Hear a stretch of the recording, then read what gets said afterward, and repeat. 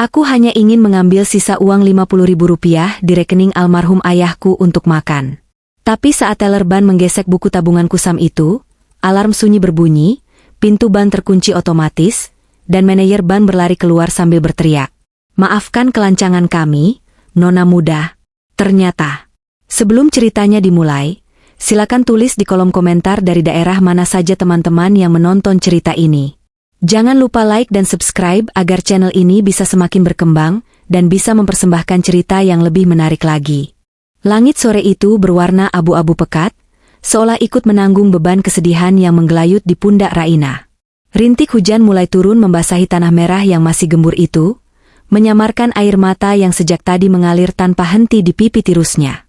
Di hadapannya, sebuah nisan kayu sederhana tertancap miring, bertuliskan nama pria yang paling ia cintai di dunia ini, Darmawan Santoso. Tidak ada karangan bunga megah, tidak ada tenda pelayat, dan tidak ada iring-iringan mobil jenazah. Hanya Raina, seorang diri, memeluk erat foto almarhum ayahnya yang bingkainya pun sudah retak di bagian ujung. Ayah, Raina janji akan kuat, bisiknya lirih, suaranya serak tertelan suara angin yang menderu di sela-sela pohon Kamboja. Keheningan pilu itu tiba-tiba pecah oleh deru mesin mobil yang terdengar asing di area pemakaman umum kelas bawah ini. Sebuah SUV hitam mengkilap berhenti tepat di pinggir jalan setapak yang becek. Dari dalam mobil berpendingin udara itu, keluarlah sosok yang Raina kenal, namun terasa begitu jauh. Paman Haris, adik kandung ayahnya, turun dengan setelan jas mahal yang kontras dengan suasana kumuh di sekitarnya. Di belakangnya, Rio, sepupu Raina, mengikuti sambil menutup hidung dengan sapu tangan sutra, seolah udara di tempat peristirahatan terakhir ayahnya adalah racun. Raina menunduk hormat, berharap ada sedikit rasa simpati dari satu-satunya keluarga yang tersisa. Namun, harapan itu hancur seketika saat Paman Haris bahkan tidak menatap nisan kakaknya. Matanya justru menyapu area sekitar dengan tatapan dingin seorang pebisnis yang sedang menaksir harga lahan. Sudah selesai dramanya, Raina? Suara Paman Haris terdengar datar, tanpa getaran duka sedikit pun. Kami datang bukan untuk ikut menangis. Ada hal penting yang harus kau tahu. Mulai besok, kau harus angkat kaki dari rumah peta itu. Jantung Raina serasa berhenti berdetak. Tapi, Paman, itu satu-satunya peninggalan ayah. Sewanya sudah ayah bayar sampai bulan depan. Sewa? Rio tertawa remeh. Sebuah tawa yang terdengar begitu menyakitkan di telinga. Ia melangkah maju, sepatu kulit mahalnya menginjak genangan lumpur tanpa peduli, seolah ingin menunjukkan dominasinya. Asal kau tahu, tanah tempat rumah busuk itu berdiri sudah dibeli oleh perusahaan papa minggu lalu. Ayahmu itu cuma sopir gagal yang hidup dari belas kasihan kami selama ini. Sekarang dia sudah tidak ada, jadi tidak ada alasan bagi kami untuk menampung parasit lagi. Kata-kata itu bagaikan sembilu yang menyayat hati Raina. Ayahnya, yang selama ini bekerja keras siang malam, yang rela makan nasi garam demi membelikan Raina buku sekolah, kini dihina tepat di depan makamnya yang masih basah. Tolong, Rio, beri aku waktu seminggu saja. Raina memohon, menyingkirkan harga dirinya demi tempat berteduh. Aku akan cari kos-kosan lain. Tapi tolong, jangan usir aku hari ini. Rio mendengus, lalu merogoh saku celananya. Ia mengeluarkan 2 lembar uang pecahan Rp50.000 yang terlihat kusut, lalu melemparkannya begitu saja ke arah Raina. Uang itu melayang pelan, lalu jatuh tepat di atas gundukan tanah makam Pak Dharma, bercampur dengan lumpur. Ambil itu, ucap Rio dengan nada jijik. Itu cukup buat beli gorengan atau ongkos angkot untuk pergi dari sini. Jangan sampai kau datang ke kantor papa dan minta sumbangan. Ingat, kami bukan dinas sosial. Ayahmu mati miskin karena dia bodoh dan terlalu jujur. Jangan sampai kau mewarisi kebodohannya juga. Paman Haris hanya diam, membiarkan putranya merendahkan keponakannya sendiri. Ia kemudian berbalik menuju mobil. Ayo Rio, jangan lama-lama. Sepatumu kotor nanti. Kita ada meeting penting untuk perluasan lahan parkir mal. Tanpa menoleh lagi, mereka masuk ke dalam mobil mewah itu. Kaca jendela yang gelap tertutup rapat, memisahkan dunia mereka yang gemerlap dengan dunia Raina yang runtuh. Mobil itu melaju kencang, memuncratkan air kubangan ke arah Raina yang masih berdiri mematung. Raina tidak mengejar.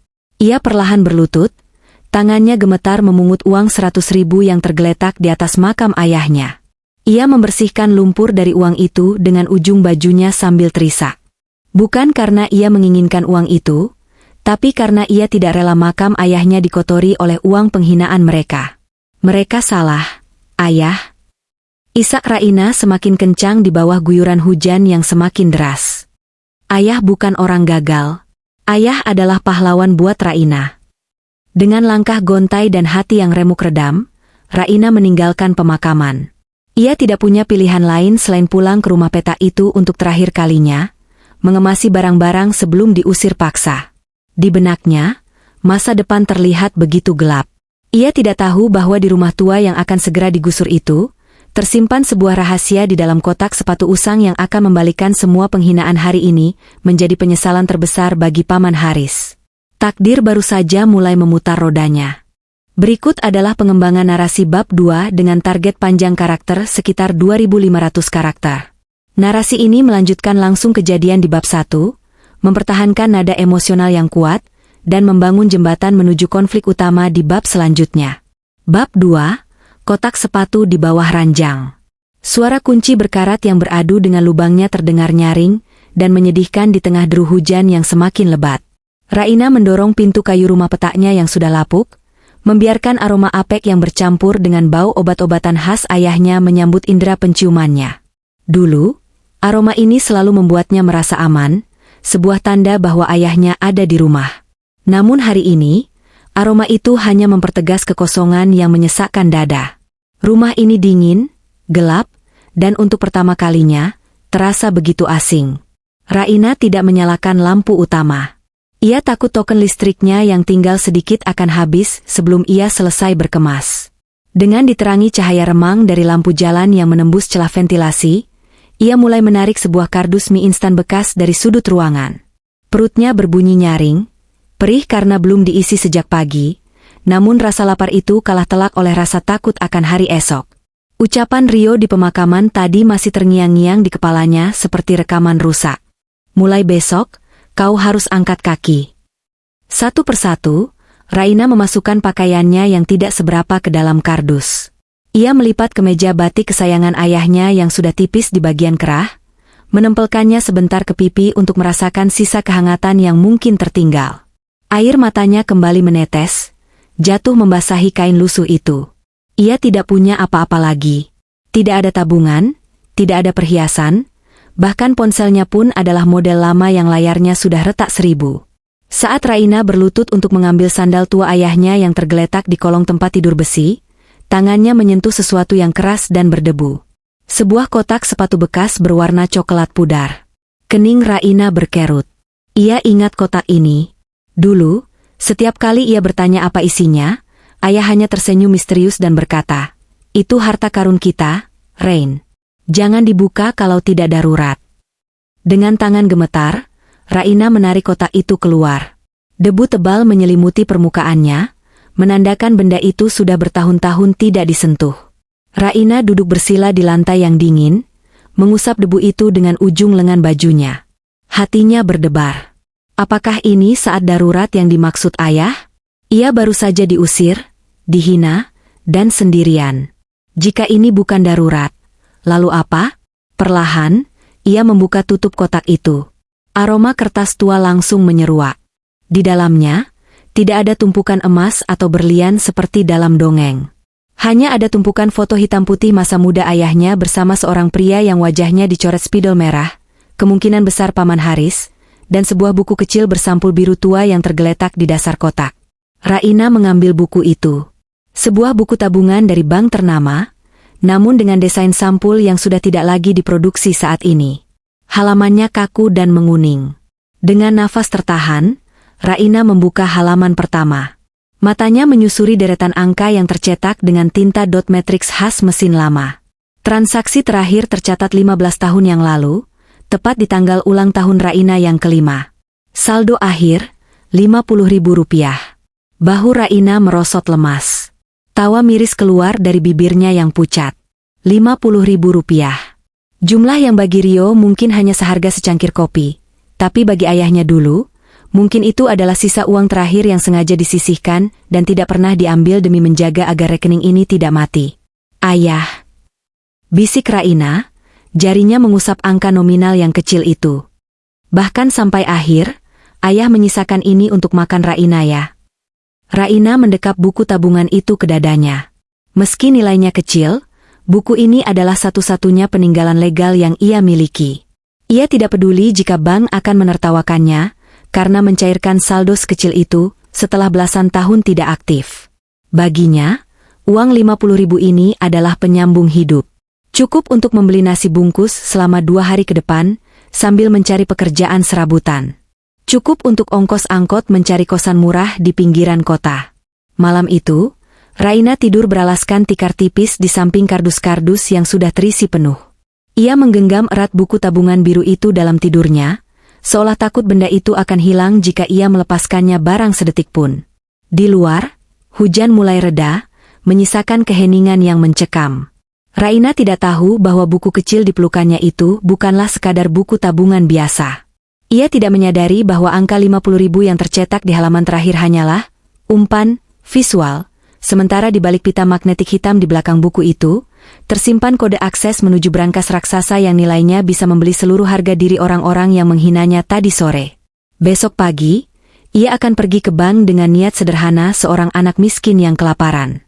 Namun tanpa ia sadari, langkah kakinya menuju bank itu akan menjadi langkah awal yang mengguncang seluruh kota dan memicu alarm bahaya bagi mereka yang selama ini tidur nyenyak di atas penderitaan ayahnya. Matahari pagi itu terasa menyengat, kontras dengan dinginnya udara AC yang langsung menerpa wajah Raina saat pintu kaca otomatis Bank Sentral Asia terbuka. Raina mengeratkan jaket denimnya yang sudah pudar warnanya, mencoba menutupi noda tanah yang sulit hilang di ujung celana jeansnya. Di lobi bank yang megah dengan lantai marmer mengkilap itu, Raina merasa seperti seekor semut kecil yang tersesat di istana raksasa. Aroma parfum mahal dan suara sepatu hak tinggi yang beradu dengan lantai membuatnya semakin merasa kecil. Satpam berbadan tegap yang berdiri di dekat mesin antrean menatapnya dari ujung kaki hingga ujung kepala dengan tatapan menyelidik. Tidak ada senyum ramah yang biasanya diberikan kepada nasabah berjas rapi yang turun dari mobil mewah. Dengan canggung dan kepala tertunduk, Raina mengambil nomor antrean. Kertas kecil itu terasa berat di tangannya. Ia hanya ingin mengambil uang 50.000 rupiah, sisa saldo terakhir ayahnya untuk membeli makan. Namun tatapan orang-orang di sekitarnya membuatnya merasa seolah sedang melakukan kejahatan. Antrean nomor A15 menuju loket 4. Suara mesin memanggil, memecah lamunan Raina. Raina menarik napas panjang, mencoba menenangkan detak jantungnya yang berpacu karena gugup dan perut yang keroncongan. Ia melangkah ragu menuju loket. Di sana, seorang teller wanita dengan nama tag Siska menatapnya dengan senyum tipis yang dipaksakan. Siska melirik sekilas ke arah penampilan Raina yang lusuh, lalu bertanya dengan nada formal yang terdengar dingin dan berjarak. "Ada yang bisa dibantu?" Tanyanya singkat tanpa sebutan, "Ibu," atau "Nona." Saya mau tutup rekening dan ambil sisa saldonya." "Mbak," ucap Raina lirih, suaranya nyaris berbisik karena malu. Tangannya yang sedikit gemetar menyodorkan buku tabungan bersampul biru tua yang ujungnya sudah terkelupas itu ke atas meja konter yang bersih mengkilap. "Ini punya almarhum ayah saya. Saya butuh uangnya hari ini." Siska menaikkan alisnya melihat kondisi buku itu. Ia mengambilnya dengan ujung jari telunjuk dan jempol, seolah enggan menyentuh debu yang mungkin masih menempel. "Ini buku terbitan lama sekali. Sistem kami bahkan sudah ganti logo 2 kali sejak buku ini dicetak. Kami harus cek dulu apakah rekeningnya masih aktif atau sudah hangus oleh sistem karena saldo minim." Ujarnya tanpa empati, membuat hati Raina semakin menciut. Raina hanya mengangguk pasrah.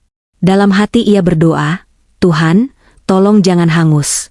Aku butuh uang 50.000 itu untuk makan hari ini.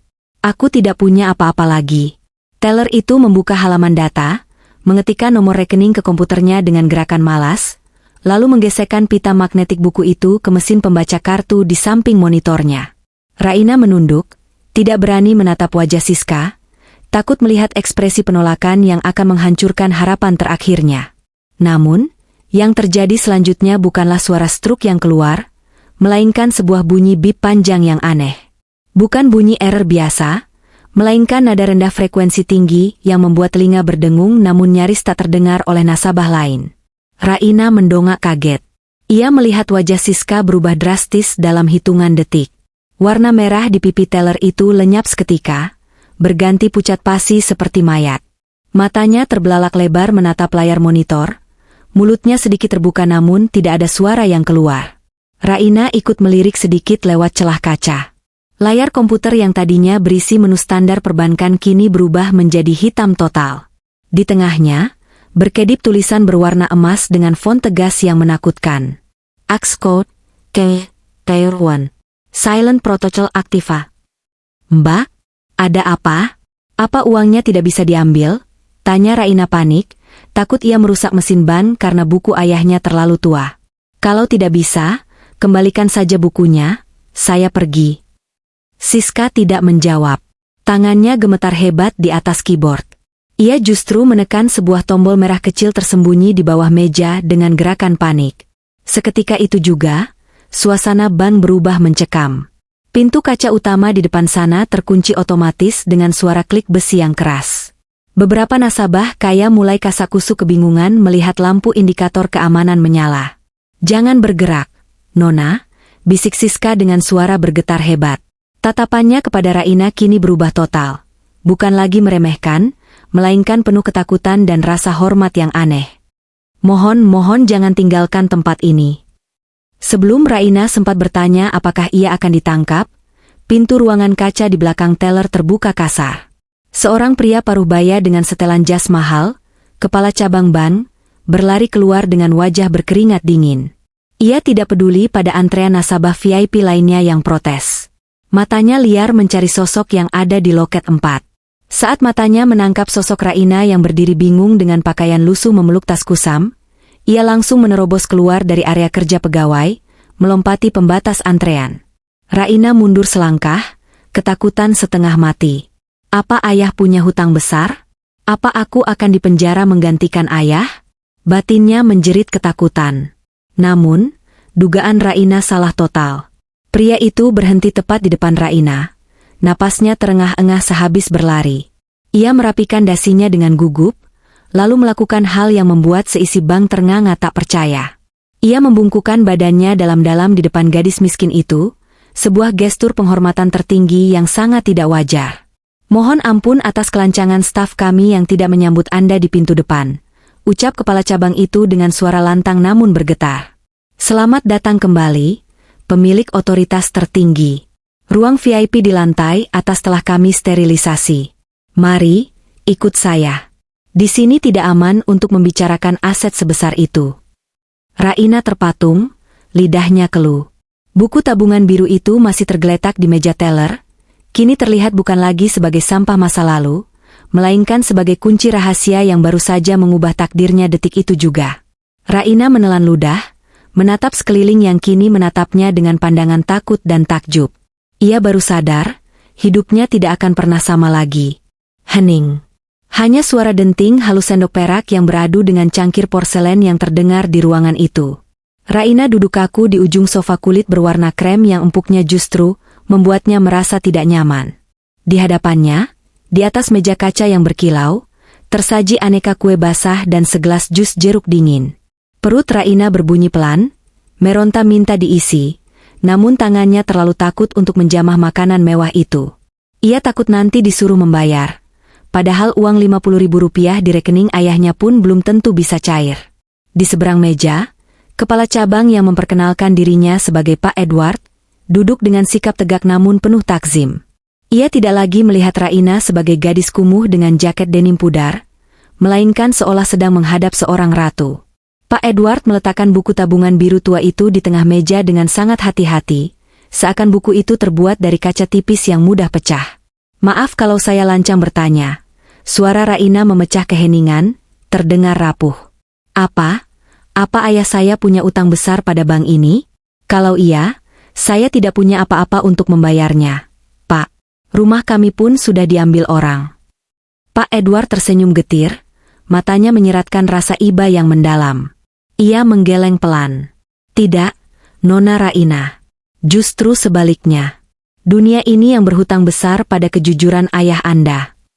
Pria parubaya itu kemudian membuka laci mejanya, mengeluarkan sebuah tablet canggih dan memindai halaman terakhir buku tabungan tersebut.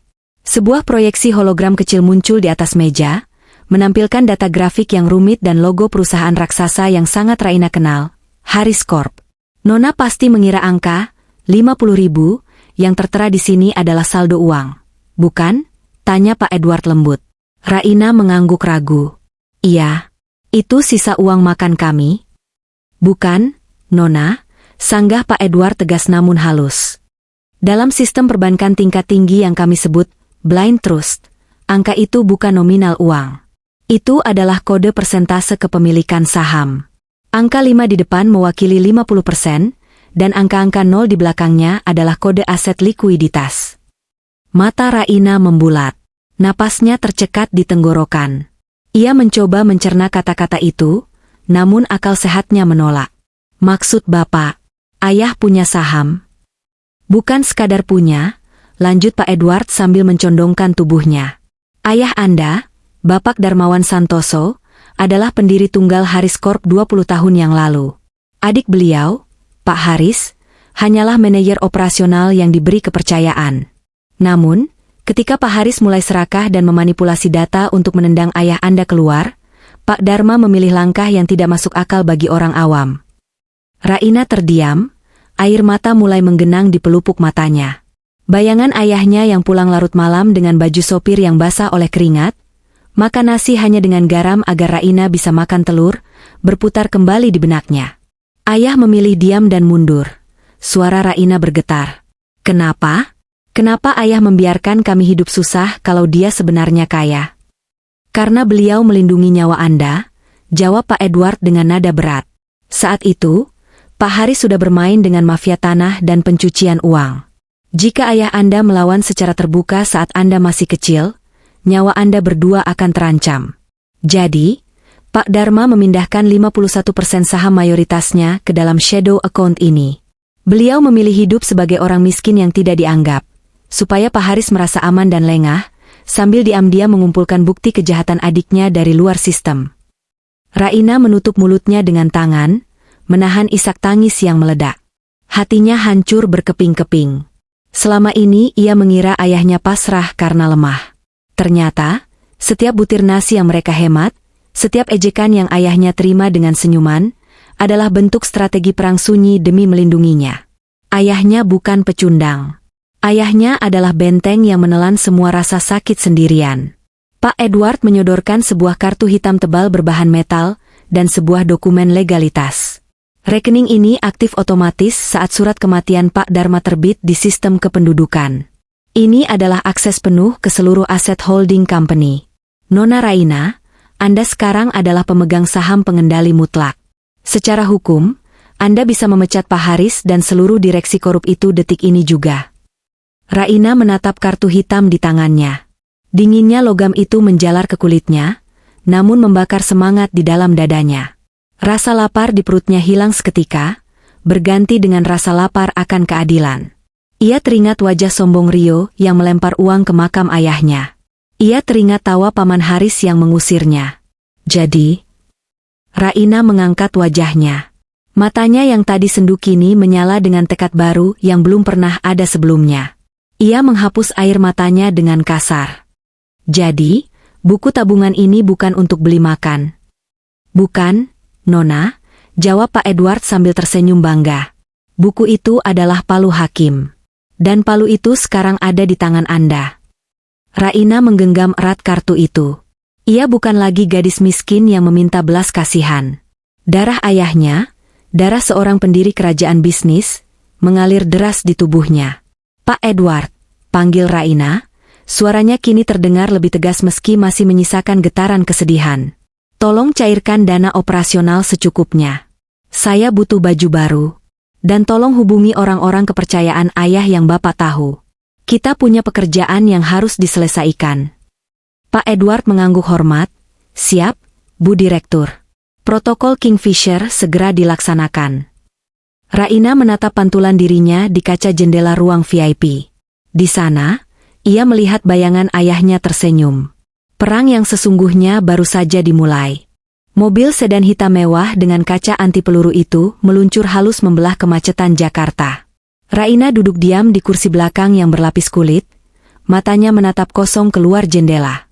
Gedung-gedung pencakar langit yang menjulang tinggi seolah mengejeknya. Dulu, ia hanya bisa melihat gedung-gedung itu dari kejauhan sambil membayangkan bagaimana rasanya bekerja di sana. Kini, ia baru saja diberitahu bahwa ia memiliki kekuasaan untuk membeli salah satunya.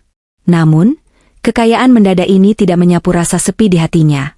Justru membuatnya semakin merindukan sosok ayah yang tak mungkin kembali. Mobil berbelok masuk ke sebuah pelataran ruko tua yang tampak sepi di kawasan Jakarta Pusat. Bangunan itu terlihat kusam dari luar, dengan papan nama, Biro Hukum O Konsultan Tio, yang catnya mulai mengelupas.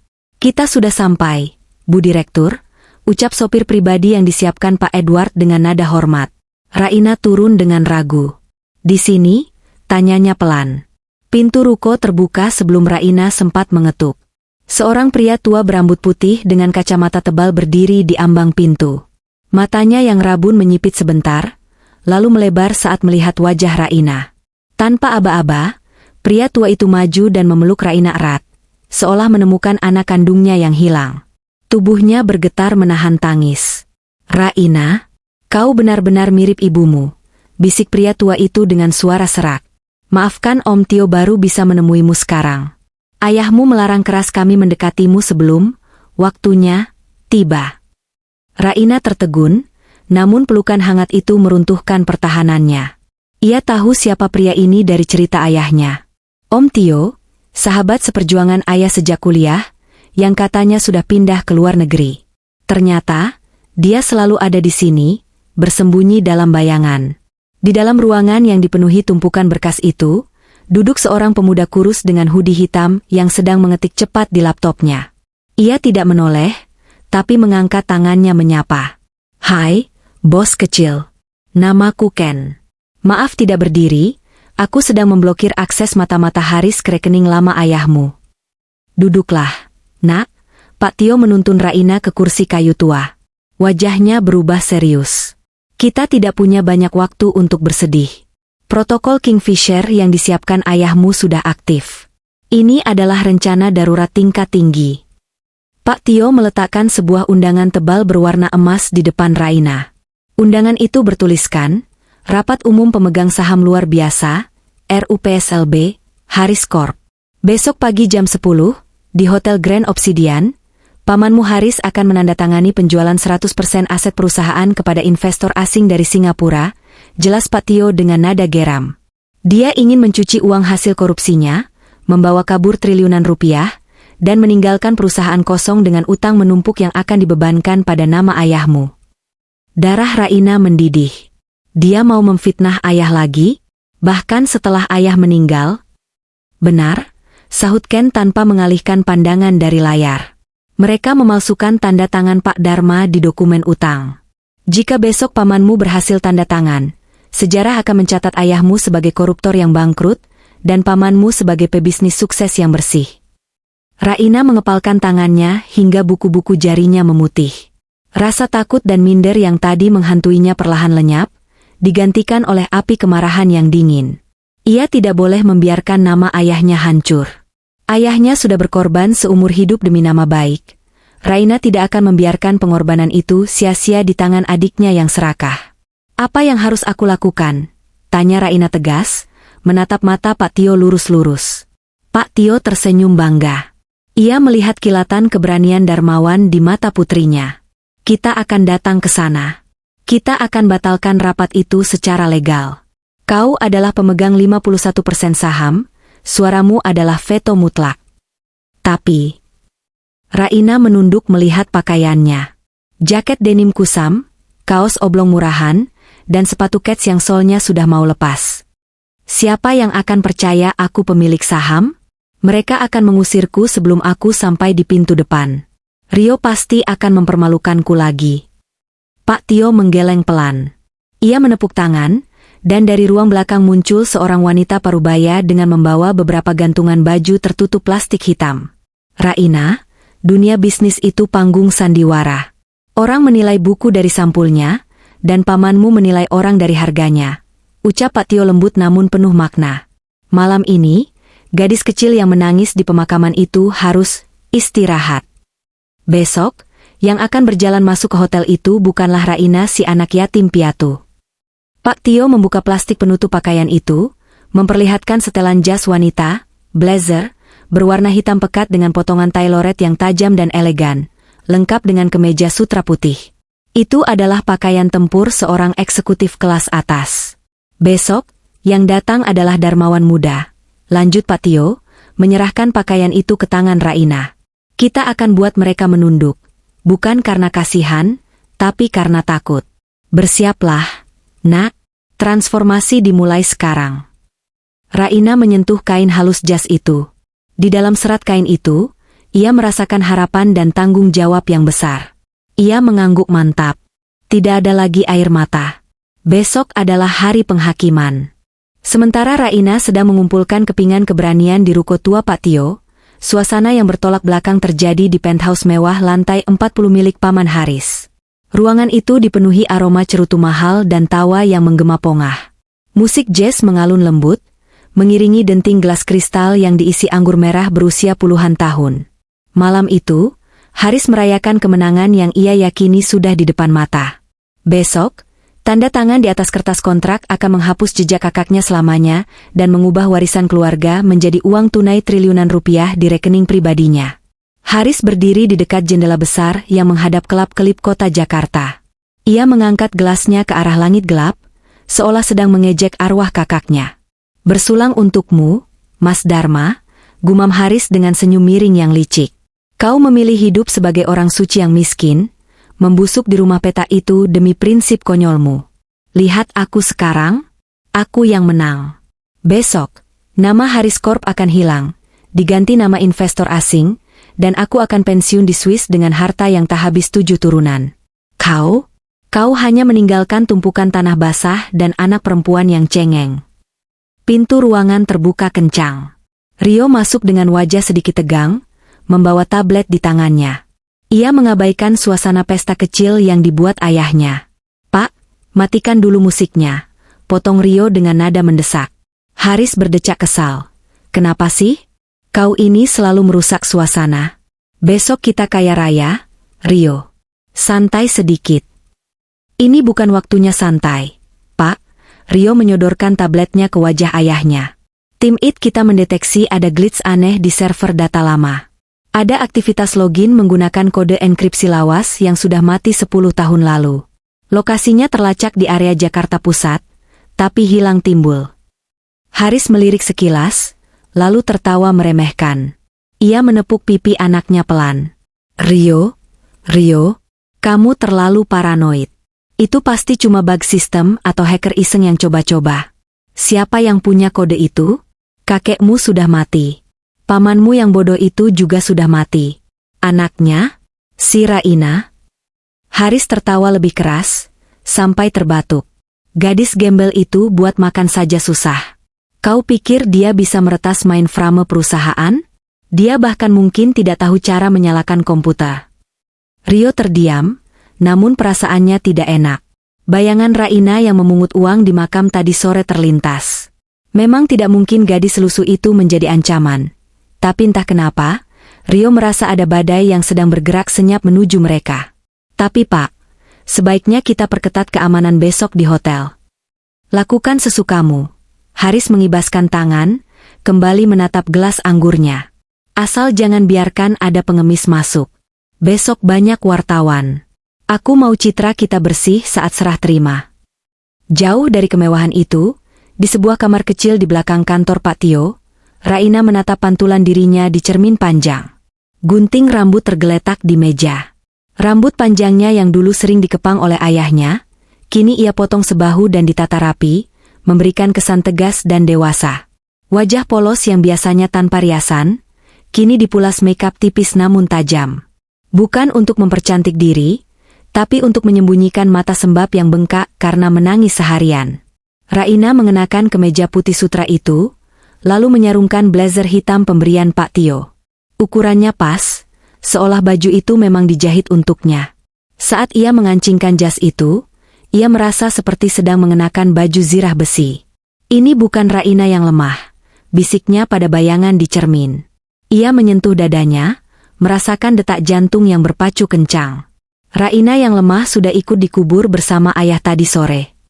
Di atas meja, berserakan dokumen-dokumen tebal yang diberikan Ken. Daftar dosa Haris Corp, tertulis di sampul map merah itu. Selama 5 jam terakhir, Raina tidak tidur.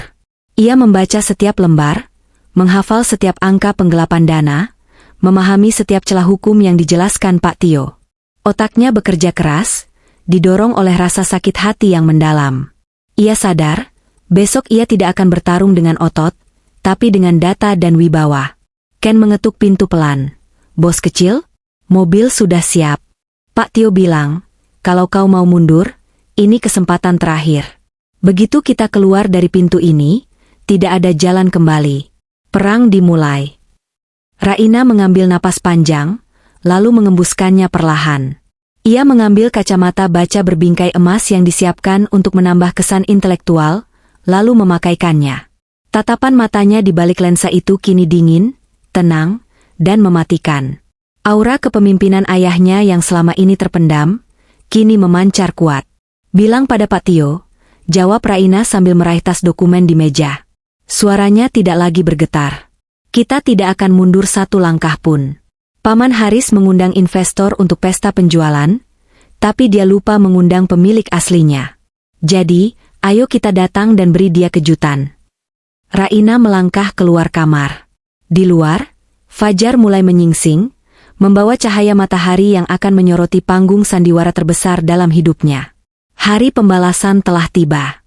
Suasana lobi Hotel Grand Obsidian pagi itu begitu menyilaukan, seolah mengejek nasib Raina yang kemarin masih berduka di bawah hujan. Kilatan lampu kamera wartawan tak henti-hentinya memotret setiap tamu undangan yang turun dari mobil-mobil mewah. Karpet merah terbentang panjang, menyambut para investor asing dan jajaran direksi yang berjalan dengan dagu terangkat tinggi. Di tengah kerumunan itu, Paman Haris dan Rio berdiri bak raja dan pangeran, menebar senyum palsu sambil menjabat tangan para pejabat penting. Rio, dengan setelan jas abu-abu metalik yang harganya bisa memberi makan satu kampung, tampak sangat menikmati momen kemenangannya. Ia tertawa lepas, seolah lupa bahwa kemewahan yang ia pamerkan berdiri di atas penderitaan pamannya sendiri yang baru saja dimakamkan.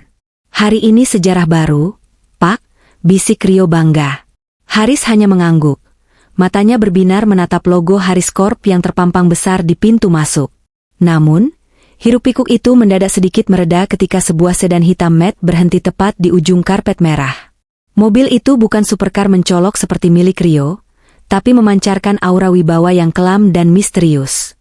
Pintu belakang terbuka. Sebuah sepatu hak tinggi hitam mendarat tegas di aspal. Raina turun. Tidak ada lagi gadis lusuh dengan mata bengkak dan jaket denim kusam. Sosok yang berdiri di sana kini mengenakan blazer hitam berpotongan tajam, kacamata berbingkai emas, dan memegang tas dokumen kulit di tangannya. Rambutnya yang rapi bergerak pelan tertiup angin. Ia berjalan tenang, namun setiap langkahnya seolah mengeluarkan energi yang membuat beberapa fotografer refleks mengarahkan kamera padanya, mengira ia adalah investor asing yang penting. Rio yang sedang tertawa, mendadak terdiam. Matanya menyipit. Ia mengenali bentuk wajah itu, tapi akal sehatnya menolak. Ia melangkah maju, menghadang jalan Raina tepat di depan para wartawan, berniat mematahkan rasa percaya diri gadis itu sebelum masuk. Tunggu sebentar. Rio tertawa sumbang, suaranya sengaja ia keraskan agar terdengar orang banyak. Raina? Wah, hebat sekali aktingmu. Dapat baju pinjaman dari mana? Laundry kiloan? Para wartawan mulai berbisik. Kamera kini terarah penuh pada drama kecil itu. Raina berhenti. Ia menatap Rio dari balik kacamata barunya. Tatapan itu bukan tatapan takut seperti kemarin, melainkan tatapan dingin yang tak tersentuh. Minggir, Rio. Aku ada urusan di dalam, ucap Raina datar, suaranya tenang namun menusuk. Rio mendengus, merasa terhina karena diabaikan oleh orang yang ia anggap sampah. Ia merentangkan tangannya, memblokir jalan dengan angkuh. Urusan apa? Melamar jadi cleaning service? Sadar diri dong, Rain. Kemarin kau mengemis uang receh di kuburan ayahmu, Sekarang mau gaya masuk hotel bintang 5? Jangan bikin malu keluarga. Pulang sana, cuci baju kotor kami saja kalau butuh uang. Kata-kata Rio begitu tajam, membuat beberapa tamu mengernyit jijik namun enggan campur tangan. Hati Raina berdenyut nyeri mendengar makam ayahnya dibawa-bawa lagi, tapi ia menahan diri. Ia tidak boleh meledak sekarang. Ia menarik napas panjang, menatap sepupunya itu dengan rasa kasihan yang mendalam. Kau benar, Rio. Aku datang untuk bersih-bersih, jawab Raina penuh makna, matanya berkilat tajam. Tapi bukan baju kotor yang akan kucuci, melainkan sampah yang mengotori kursi pimpinan perusahaan ayahku. Wajah Rio memerah padam karena marah. Ia melambaikan tangan pada kepala keamanan hotel dengan kasar. Satpam. Seret pengemis ini keluar. Dia penipu yang mengganggu kenyamanan tamu VIP. Jangan biarkan dia melangkah 1 meter pun ke dalam. 2 satpam berbadan besar segera berlari mendekat dengan wajah garang. Raina berdiri tegak, tidak gentar sedikit pun. Di telinganya, RPH kecil menyuarakan suara Ken yang tenang. Tahan bos, biarkan mereka main kasar. Pintu utama sudah dalam kendaliku.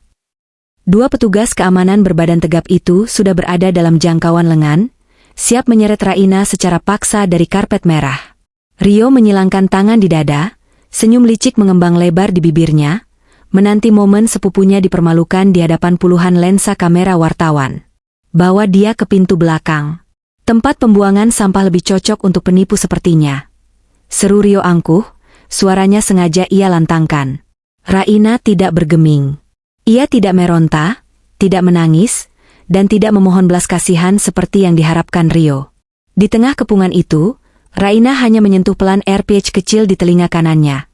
Sebuah gerakan halus yang luput dari perhatian semua orang kecuali kamera CCTV di pojok atas. Sekarang, Ken, bisiknya lirih. Detik itu juga, kekacauan digital terjadi. Walkie-talkie di pinggang para satpam mendadak berdenging nyaring, mengeluarkan suara statik bising yang memekakkan telinga.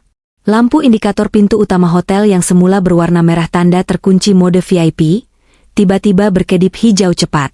System error. System override. Terdengar teriakan panik dari pos komando via radio. Pintu kaca otomatis yang kokoh itu terbuka lebar-lebar hingga macet, seolah membungkuk memberi jalan bagi pemilik aslinya. Para satpam tertegun, bingung dengan kegagalan sistem yang tiba-tiba melumpuhkan protokol keamanan mereka. Memanfaatkan kebingungan itu, Raina melangkah maju dengan dagu terangkat. Ia berjalan tenang melewati Rio yang mulutnya kini terbuka lebar tak percaya. Simpan kagetmu untuk nanti, Rio, ucap Raina dingin saat melewatinya, meninggalkan sepupunya yang terpaku kaku dengan wajah merah padam karena malu. Langkah kaki Raina kini bergema di lorong marmer menuju Grand Ballroom. Jantungnya berdegup kencang, menabuh dada seiring setiap langkah yang ia ambil. Rasa takut masih ada, namun bayangan wajah lelah ayahnya yang selalu tersenyum meski dihina, memberinya kekuatan raksasa. Ia sampai di depan pintu ganda raksasa berbahan kayu jati ukir tempat RUPS berlangsung.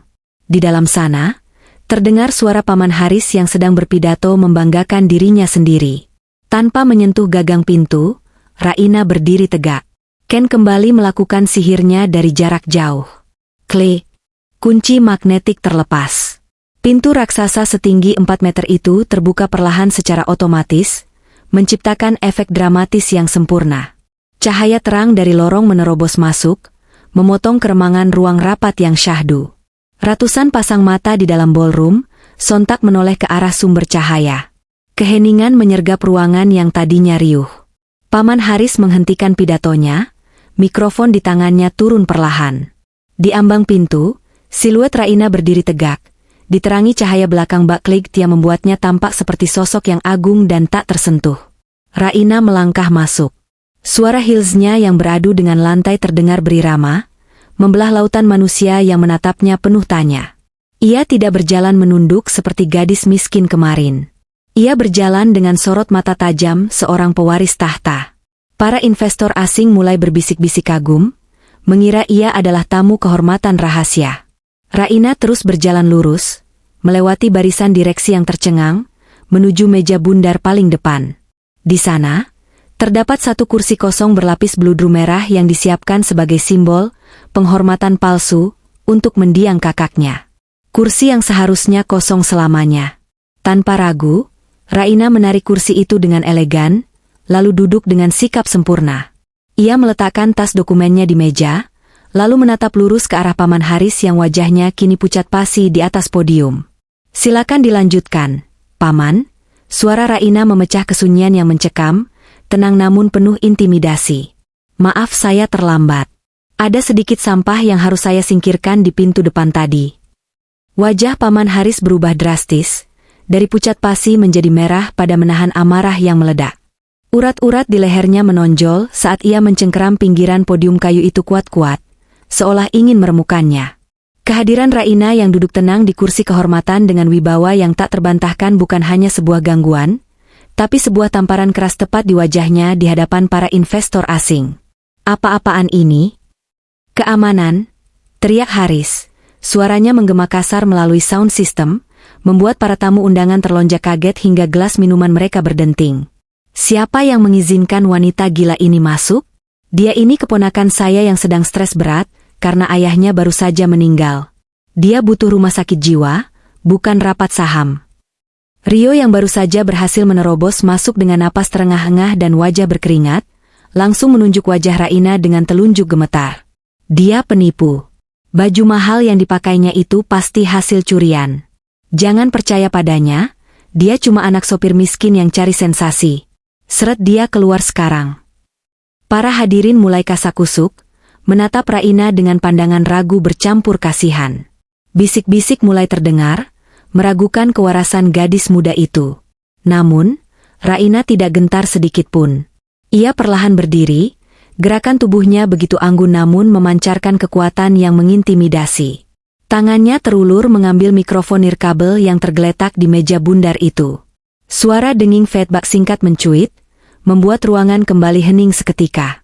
Raina menatap pamannya bukan dengan kemarahan yang berapi-api, melainkan dengan sorot mata yang menyeratkan kesedihan mendalam dan kekecewaan yang sudah terlalu lama dipendam. "Paman benar." Suara Raina terdengar jernih, bergetar sedikit namun tegas, menusuk ke setiap sudut ruangan. "Saya memang anak dari seorang pria yang kalian sebut gagal. Ayah saya, Darmawan, meninggal dalam kesepian di rumah petak sempit yang atapnya bocor saat hujan. Tapi paman lupa memberitahu satu hal kecil pada tuan-tuan terhormat di ruangan ini." Raina melangkah maju mendekati podium. Langkahnya mantap, membuat Haris secara refleks mundur selangkah, karena terintimidasi oleh aura kebenaran yang memancar dari gadis itu. "Ayah saya memilih hidup miskin bukan karena dia bodoh atau tidak mampu," lanjut Raina. Air mata mulai menggenang di pelupuk matanya namun pantang ia jatuhkan. "Dia memilih diam dan mundur saat paman memalsukan tanda tangannya 20 tahun lalu. Dia rela menjadi sopir tua yang lelah dan dihina, hanya supaya paman tidak merasa terancam dan tidak menyakiti saya, putri kecilnya saat itu. Ayah saya menukar harga diri dan kekayaannya dengan keselamatan nyawa saya. Dia membiarkan paman merasa menang, demi melindungi keluarga yang tersisa." "Cukup. Matikan mic-nya." Dia melantur. Jerit Haris panik, menyadari arah pembicaraan ini. Ia melambai histeris pada teknisi suara. Namun, Raina tersenyum getir. Senyuman yang penuh luka. "Tidak, paman. Panggung sandiwara ini sudah selesai. Ayah saya memang diam, tapi dia mencatat semuanya.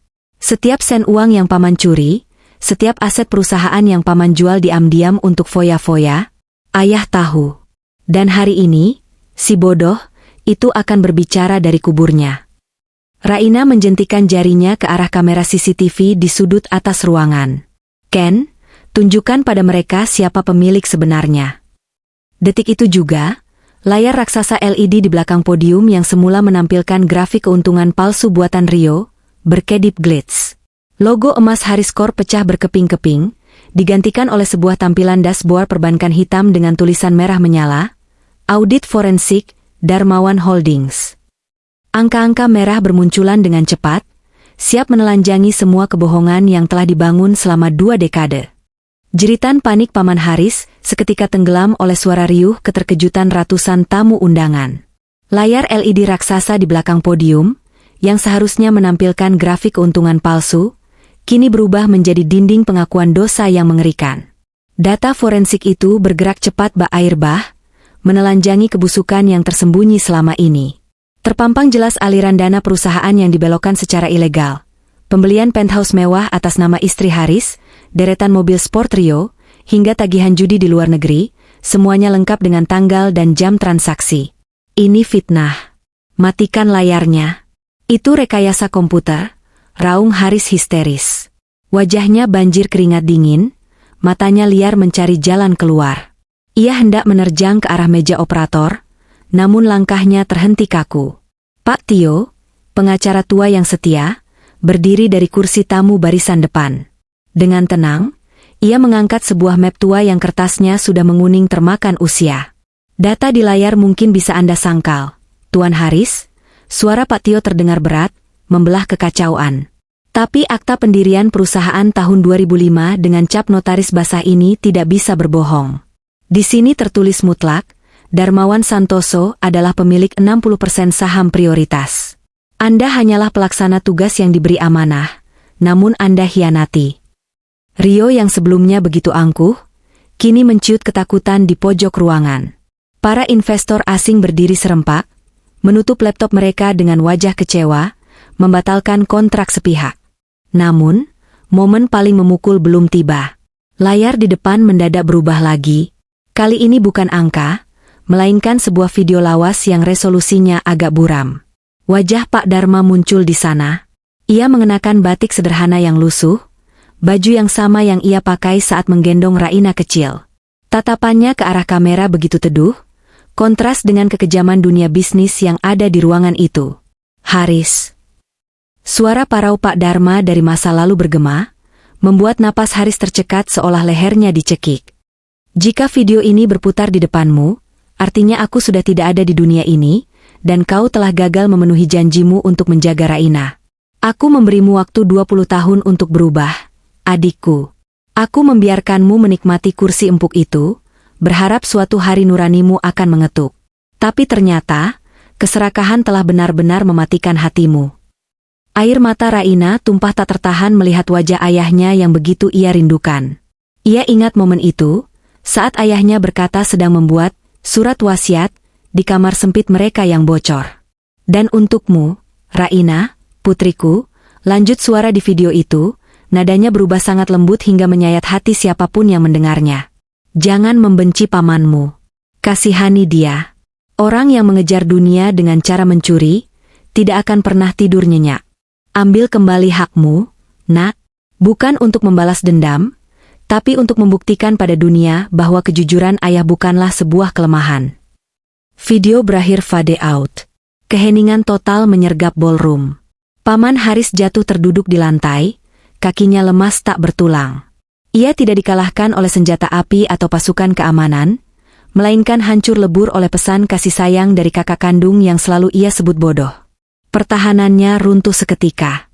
Raina menghapus air matanya dengan punggung tangan, lalu menatap pamannya yang kini terlihat begitu kecil dan menyedihkan di lantai. Ayah sudah menang sejak awal, paman. Beliau menang karena beliau kaya hati meski miskin harta, sementara paman punya segalanya tapi miskin harga diri. Permainan selesai. Skakmat. Suasana di dalam Grand Ballroom itu berubah drastis menjadi panggung tragedi memilukan bagi dinasti Haris. Tepuk tangan meriah yang mereka impikan hari ini, berganti menjadi keheningan mencekam saat pintu samping terbuka lebar. Kali ini bukan pelayan yang membawa nampan sampanye untuk perayaan, melainkan sepasukan petugas berseragam kepolisian didampingi tim penyidik kejaksaan. Langkah mereka tegap dan terukur, kontras dengan tubuh paman Haris yang kini terkulai lemas di lantai marmer dingin bak boneka yang putus talinya. Haris tidak melawan sedikitpun saat petugas membacakan pasal-pasal penipuan dan penggelapan dana korporasi. Tatapannya kosong menatap langit-langit, seolah jiwanya sudah hancur lebur bersamaan dengan berakhirnya video pesan kakaknya tadi. Borgol perak terpasang dingin di pergelangan tangannya. Bunyi, klik, logam itu terdengar begitu nyaring dan menyedihkan di telinga semua orang, menandai runtuhnya istana pasir megah yang ia bangun selama 20 tahun di atas penderitaan saudaranya sendiri. Namun, drama sesungguhnya datang dari Rio. Pemuda yang 1 jam lalu masih berdiri angkuh menghina Raina di karpet merah, kini berlari panik menerobos barisan polisi. Wajah sombongnya lenyap tanpa sisa, digantikan oleh topeng ketakutan yang amat sangat. Ia mencoba meraih tangan Raina, namun langkahnya tertahan oleh tubuh tegap Pak Tio yang pasang badan melindungi klien mudanya. Raina, tolong aku. Jerit Rio dengan air mata bercucuran, benar-benar kehilangan harga diri. Suruh mereka berhenti. Bilang ini cuma salah paham. Kita kan sepupu, Rain. Darah kita sama. Kau tidak mungkin tega melihat pamanmu dan kakakmu di penjara, kan? Kita ini keluarga. Tolong aku. Raina menatap Rio lekat-lekat. Tidak ada api dendam yang meledak-ledak di matanya, hanya tatapan iba bercampur lelah yang mendalam. Ingatannya melayang pada kejadian menyakitkan kemarin sore di pemakaman. Ia teringat jelas bagaimana Rio melempar uang receh ke atas tanah makam ayahnya yang masih basah. Teringat tawa renyah mereka saat menutup kaca mobil mewah, meninggalkan Raina kehujanan sendirian dalam duka dan lapar. Keluarga? Ulang Raina pelan, namun nadanya cukup tajam untuk membuat Rio terdiam kaku seketika. Di mana kata, keluarga? Itu saat kalian meludahi nisan ayahku kemarin? Di mana? Darah yang sama? Itu saat kalian mengusirku ke jalanan seperti sampah tanpa peduli aku punya tempat berteduh atau tidak. Raina menggeleng pelan, mundur selangkah menjauh, menarik garis batas tegas yang tak mungkin dilalui lagi. Suaranya terdengar begitu dingin namun rapuh. Maaf, Rio. Keluargaku sudah meninggal kemarin sore. Orang yang berdiri di depanmu ini hanyalah seorang komisaris utama yang sedang membersihkan perusahaannya dari parasit. Nikmatilah fasilitas negara di penjara. Mungkin di sana kalian akhirnya bisa belajar arti kata, cukup, dan syukur. Polisi mulai menggiring Rio yang meronta-ronta histeris menjauh dari pandangan. Raina membalikkan badan, enggan melihat pemandangan menyedihkan itu lebih lama. Ia tidak merasa sorak-sorai kemenangan di hatinya, yang ada hanyalah rasa lega yang bercampur perih. Keadilan ini tidak bisa menghidupkan ayahnya kembali. Namun setidaknya, janji Raina untuk menjaga kehormatan sang ayah telah tunai lunas. Ia melangkah pergi meninggalkan kekacauan itu, punggungnya tegak menyongsong pintu keluar, siap menutup bab kelam hidupnya selamanya. 7 hari telah berlalu sejak runtuhnya kekaisaran palsu Paman Haris, namun udara pagi di Jakarta terasa jauh lebih ringan bagi Raina. Tidak ada lagi beban ketakutan akan masa depan. Raina kembali berdiri di depan pintu kaca bank tempat segalanya bermula. Kali ini, ia tidak mengenakan jaket denim lusuh, namun juga tidak berbalut kemewahan berlebihan yang mencolok mata. Ia mengenakan kemeja putih bersih yang sederhana, mencerminkan jiwanya yang telah berdamai dengan masa lalu. Satpam yang minggu lalu memandangnya dengan curiga, kini membungkuk dalam-dalam, membukakan pintu dengan rasa hormat yang tulus. Bukan karena takut pada jabatannya, tapi karena segan melihat wibawa gadis muda itu. Raina melangkah masuk menuju meja teller. Mbak Siska, pegawai yang dulu gemetar hebat saat memegang buku tabungan tua itu, kini menyambutnya dengan senyum lebar yang hangat. Selamat pagi, Bu Direktur. Ada instruksi pemindahan aset ke rekening Swiss? Tanyanya profesional. Raina menggeleng pelan sambil tersenyum tulus. Ia menyodorkan sebuah map tebal. Tidak, Mbak. Tolong cairkan dana dividen bulan ini. Gunakan untuk melunasi seluruh sisa hutang koperasi para office boy, supir, dan petugas kebersihan di kantor lama yang selama ini gajinya dipotong paksa oleh manajemen Paman Haris. Dan sisa dananya, tolong buatkan akta pendirian, Yayasan Darmawan, untuk beasiswa anak-anak putus sekolah. Keheningan menyelimuti area layanan nasabah. Para pegawai saling pandang dengan mata berkaca-kaca. Mereka terbiasa melayani orang kaya yang arogan dan pelit. Namun hari ini mereka melihat definisi kekayaan yang sesungguhnya. Di tangan orang yang tepat, kekuasaan tidak melukai, tapi menyembuhkan luka. Raina membuktikan bahwa ia bukan pewaris keserakahan Paman Haris, melainkan pewaris hati mulia ayahnya. Sore harinya, perjalanan Raina berakhir di tempat yang paling sunyi namun paling berarti. Pemakaman umum itu kini tampak damai disinari cahaya keemasan matahari terbenam. Tidak ada lagi lumpur becek yang mengotori kaki seperti saat pemakaman minggu lalu. Makam Pak Dharma kini bersih terawat. Nisan kayunya yang dulu miring dan lapuk telah diganti dengan batu alam sederhana yang kokoh, dikelilingi taburan bunga melati yang segar dan harum. Raina duduk bersimpuh di samping gundukan tanah itu, meletakkan buku tabungan biru tua yang keramat itu di atas nisan. Lunas, yah, bisik Raina lirih, suaranya bergetar menahan haru yang membuncah di dada. Jari-jarinya mengusap nama ayahnya dengan penuh kasih sayang. Hutang penghinaan mereka sudah dibayar tuntas. Bukan dengan dendam yang berdarah, tapi dengan keadilan yang bermartabat. Dunia akhirnya melihat ayah bukan sebagai sopir tua yang gagal, tapi sebagai pahlawan tak terlihat yang memenangkan perang panjang ini dalam diam. Angin sepau-sepau berhembus menggugurkan daun Kamboja, seolah alam memberikan pelukan terakhir dari sang ayah. Raina tersenyum, sebuah senyuman paling lepas dan tulus yang pernah ia miliki sejak ayahnya pergi. Ia sadar, uang triliunan di rekening itu mungkin bisa habis suatu hari nanti, tapi pelajaran tentang kesabaran, integritas, dan harga diri yang ayahnya tanamkan adalah harta abadi yang tak akan pernah bisa dicuri oleh siapapun. Raina bangkit berdiri, menatap langit luas dengan tatapan optimis. Kisah sang putri sopir yang tertindas telah berakhir, dan kisah sang pemimpin bijaksana baru saja dimulai. Ia melangkah pulang dengan hati yang penuh dan kepala tegak.